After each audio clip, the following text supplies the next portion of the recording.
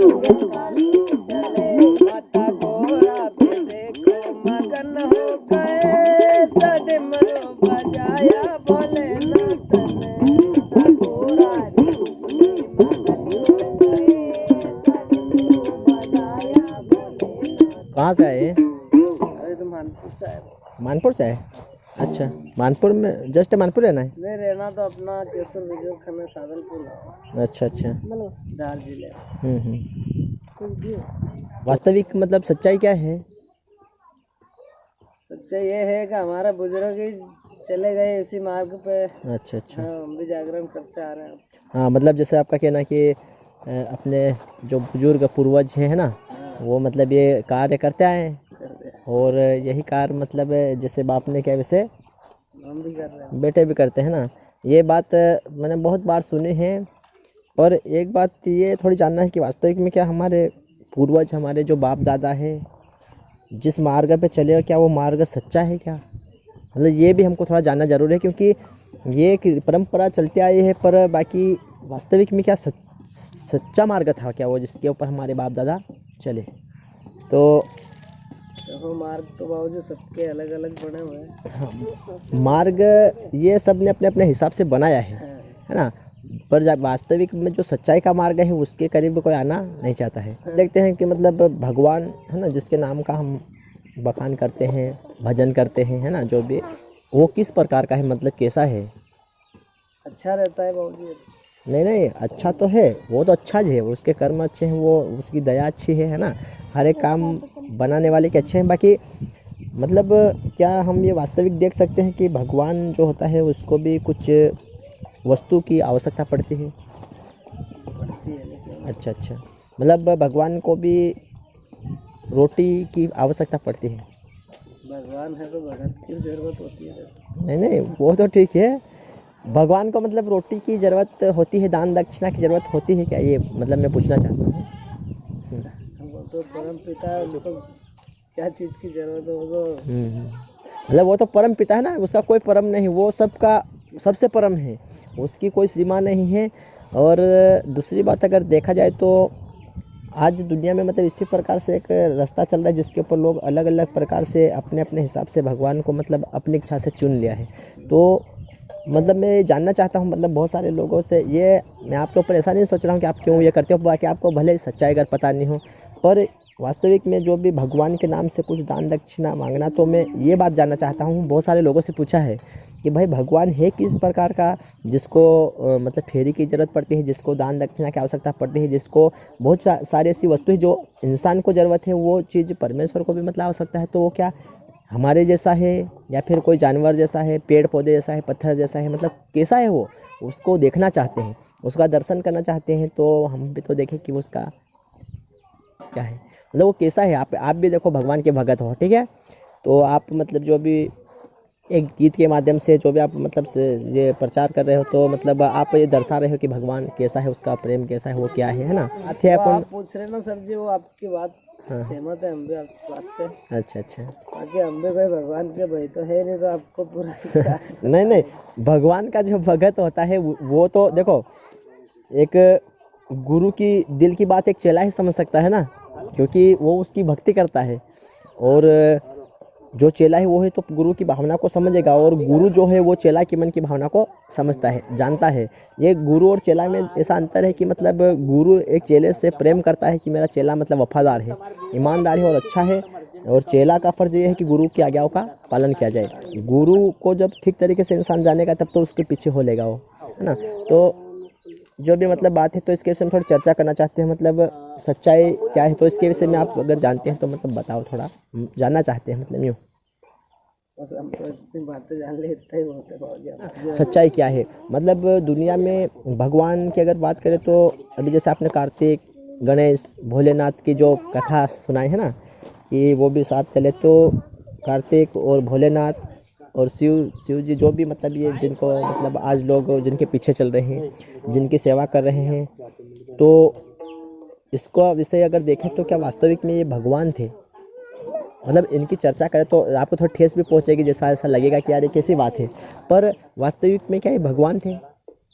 अगर वास्तविक में यही भगवान थे तो फिर इनके पास बीवी बच्चे थे, ये एक इंसान थे, इन्होंने बीबी मतलब पत्नी रखी, बच्चों को उत्पन्न किया और मतलब अनेक प्रकार का मतलब इन्होंने जो भी किया मतलब एक इंसान का जैसा काम किया। पर भगवान वास्तविक में कौन है, वो कैसा है, किस प्रकार का है, क्या उसका आकार हम देख सकते हैं, क्या उसको देख सकते हैं? तो भैया एक बात ये है, परमेश्वर जो है, पवित्र शास्त्र बताता है कि परमेश्वर तो एक आत्मा है।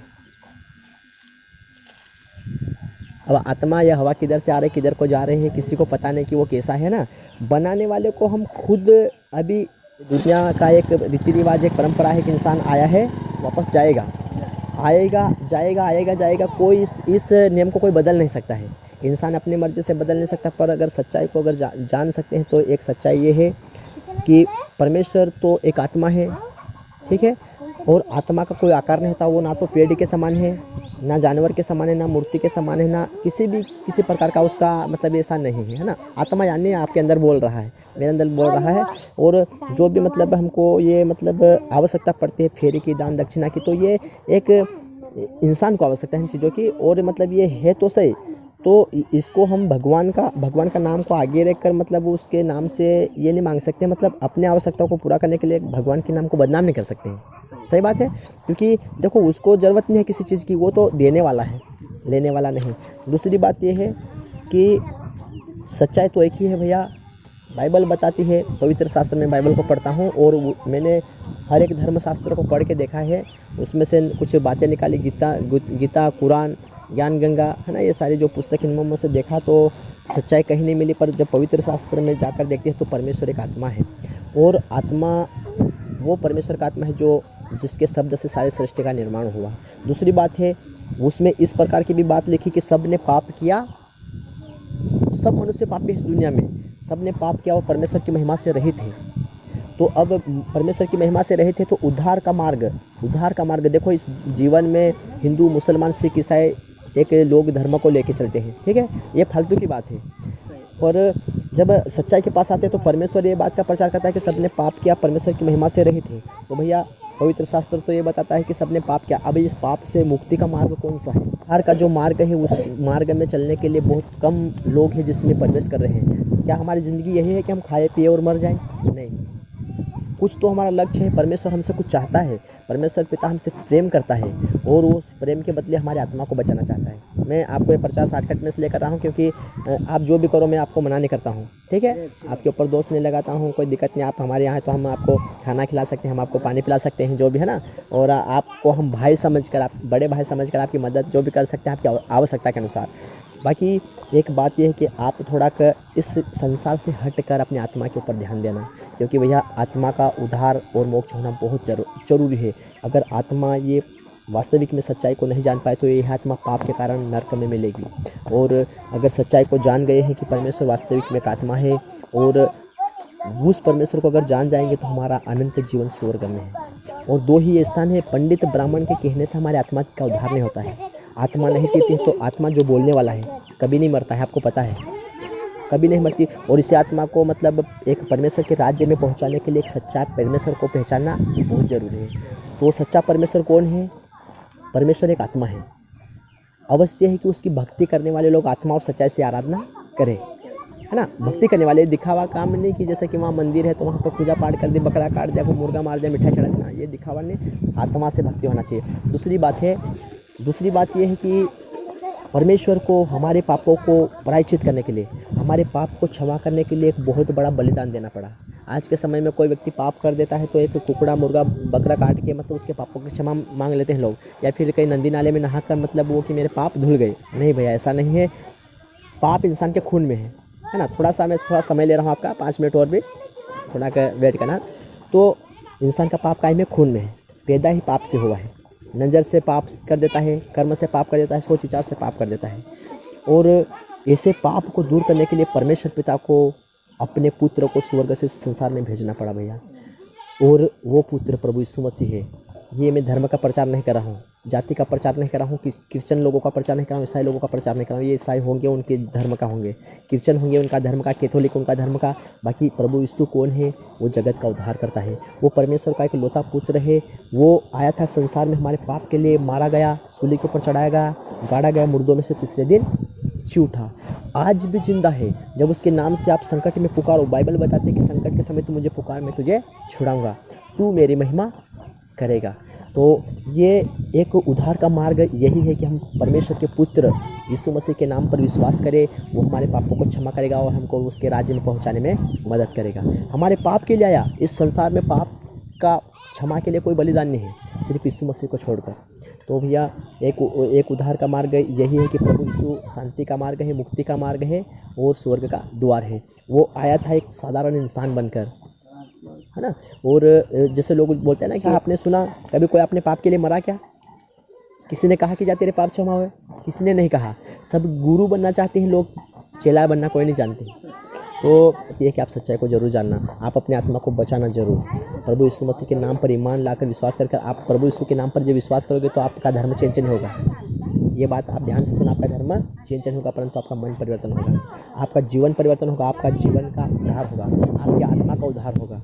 तो यीशु मसीह उद्धार करता परमेश्वर। मैंने बहुत सारे पूजा पाठ करता था पहले, मैं हनुमान चालीसा पढ़ता था, ये तीर्थ उपवास प्रार्थना खुद के नवरात्रि में बहुत तरीके से भैया सब सच्चाई को देखा। तो सच्चाई पत्थर में नहीं है, सच्चाई पेड़ में नहीं है, सच्चाई जानवर में नहीं है, सच्चाई तो आत्मा में है। और आज के समय में देखो तो परमेश्वर एक आत्मा है और वो आत्मा आपके अंदर बसा है। जिस दिन ये आत्मा आपको छोड़कर बाहर निकलेगा तो ये डायरेक्ट परमेश्वर पिता के पास जाता है और वही पिता न्याय परमेश्वर है। वो न्याय धर्म और सच्चाई से न्याय करता है। अगर इंसान जिंदा या पृथ्वी पर उसके पुत्र को पहचान गया कि मतलब पाप के लिए आया था तो उस व्यक्ति के लिए स्वर्ग में अनंत जीवन है। अगर वो नहीं समझ पाया इस बात को तो एक बात ये भी कि उसके लिए नर्क है, जहाँ की आग नहीं बुझती, जहाँ के कीड़े कभी मरते नहीं। तो ये एक धर्म जाति का विषय नहीं है। मैं धर्म जाति का प्रचार कर ही नहीं रहा हूँ, धर्म जाति को मैं खुद नहीं मानता हूँ। पर यीशु प्रभु ने पवित्र शास्त्र बाइबल को, उसमें ऐसी बात है पूरी में इंसान के ऊपर लिखी है कि इंसान वास्तविक में पापी है और पाप से मुक्ति के लिए एक ही मार्ग है और वो मार्ग है प्रभु यीशु मसीह। क्या आप विश्वास करते हैं कि परमेश्वर ने अपने पुत्र को आपके पाप के लिए भेजा, मेरे पाप के लिए भेजा, सारे जगत के पाप के लिए भेजा? तो एक वचन में सुनाकर बस समय खत्म करना चाहता हूँ ना। बाइबल में एक शब्द भैया लिखा है कि परमेश्वर ने जगत से ऐसा प्रेम रखा कि उसने अपना एक लौता पुत्र दे दिया यीशु मसीह को, ताकि जो कोई उस पर विश्वास करे वह नाश न हो परंतु अनंत जीवन पाए। अनंत जीवन की बात करें तो जिस जीवन का कभी अंत नहीं। ये शरीर का जीवन जो है 60-70 साल के समय में इसको ख़त्म होना है, पर आत्मा में जो जीवन है वो अनंत जीवन है, उसकी कभी मृत्यु नहीं होती। और ये जीवन को जिसने पा लिया उसने बड़ा धन पा लिया है। तो सच्चाई को आप पवित्र शास्त्र बाइबल को पढ़ के देख सकते हो। और मैं आपको कुछ यहाँ से देना चाहता हूँ जिसको आप थोड़ा कोशिश करना समझने की। मैं फिर एक बार कहता हूँ कि किसी धर्म का प्रचार नहीं कर रहा हूँ, किसी जाति का प्रचार नहीं कर रहा हूँ, किसी ईसाई का प्रचार नहीं कर रहा हूँ, किसी मुसलमान का नहीं कर रहा हूँ। मैं एक सच्चाई का प्रचार कर रहा हूँ और उस सच्चाई को अगर आप जान गए तो वास्तविक में अनंत जीवन है। आपको उस सच्चाई को जान जाओगे। जो भी आप नाम लेते हैं उनके नाम से नहीं दे सकता हूँ, क्षमा चाहता हूँ, पर आपकी आवश्यकता के अनुसार मैं आपको दे सकता हूँ जो भी अनाज है ना। मतलब आपके अनुसार, मतलब जैसे आपका दिल, आपकी भावना की नहीं ये मेरे भाई को मैं आवश्यकता के अनुसार दे रहा हूँ कि मतलब उनको अपने जीवन को यापन करना है, चलाना है, इसलिए मतलब मैं उनको आपकी आवश्यकता समझकर दूंगा, है ना। हम हमेशा जीवित लोगों की सेवा करने के लिए हैं, मुर्दों की सेवा नहीं करते हैं। आप जीवित आए, हमारे घर आए, हमने खाना खिलाया, पानी पिलाया, तो कितनी बड़ी सेवा हो गई। आप आशीष निकलेगा कि मुँह से, क्योंकि आत्मा परमेश्वर का आपके अंदर बसा है। आप आशीष दोगे कि यार भाई ने सेवा किया, बहुत बहुत धन्यवाद। पर जिस निर्जीव चीज़ जिसमें अंदर जान नहीं है उस व्यक्ति को, इस चीज़ को अगर हम पूजेंगे, उसको खाए पिएंगे और उसकी सेवा करेंगे तो वो हमको आशीष नहीं देगी, है ना। जीवित ही इंसान जीवित को आशीष दे सकता है। तो एक उद्धार का मार्ग है और आपको हम देंगे, ठीक है, पर आपकी आवश्यकता के अनुसार कि मेरे भाई को मैंने मदद किया है। इसको प्रेम बोलते हैं। परमेश्वर प्रेम है और जहाँ कहीं परमेश्वर का प्रेम है वहाँ पर अनंत जीवन है ना। तो नया नियम है और मैं ज़्यादा बात तो आपसे करूँगा तो आपका समय भी खराब होगा, पर इसको आप पढ़ना, कुछ समझ कर पढ़ना। इसको एक धर्मशास्त्र के हिसाब से नहीं पढ़ना है, इसमें ही आपकी पूरी ज़िंदगी लिखी है। और इसमें आप जो भी है ना, आप भी पढ़ सकते हैं ना। तो जो भी आप, मैं आपको बता देता हूँ थोड़ा। और एक पेज ये वाला है और एक पेज ये, और ये इतना सारा पढ़ना, ये आपके उद्धार के विषय में है, मतलब आपको समझ आएगी। जिसके बाद आपको शुरू से पढ़ना है, जिसमें वास्तविक में यीशु का जन्म कैसे हुआ, वो एक पवित्र के द्वारा इस संसार में आया, पवित्र मतलब एक कुंवारी स्त्री के जरिए उसका जन्म हुआ। सारा वृत्तांत, उसने अंधों की आंखें खोली, लंगड़ों को चलाया, मुर्दों को जीवित किया, पानी के ऊपर चला, सारी बातें। तो ये सारी बातें पढ़ना, ये आपको जीवन को बदल सकती है। ठीक है, मैं कुछ नहीं हूँ, तो ठीक है, आप विश्वास करते हैं प्रभु पे? बिल्कुल करेंगे ना, कि हमने हमारे जीवन को सफल करेगा वो यस हमारा यस यस, प्रभु आपको आशीष दे।